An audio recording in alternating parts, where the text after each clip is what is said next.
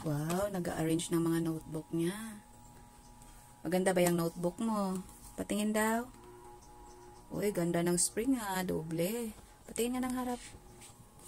Oh, may subject na, name, section, tsaka teacher. Patingin nga ng loob.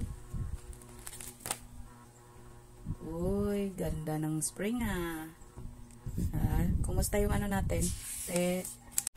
So, ito yung papel niya. Maayos naman ha. Makapal, tsaka madulas-dulas. Ang sarap niyang sulatan. Tapos, multiplication table pa sa likod, oh. Ganda. So, kapag bumili kayo nitong notebook na to, guys, per piece po yung benta ni seller nito, ha. Kaya, pwede kayong pumili ng kulay na gusto nyo. Ang gagawin nyo lang, i-add to cart nyo lang yung mga kulay na gusto nyo. Pag nakapili na kayo, saka kayo mag-check out. Mas mura kapag mas marami. Yung link nasa yellow basket.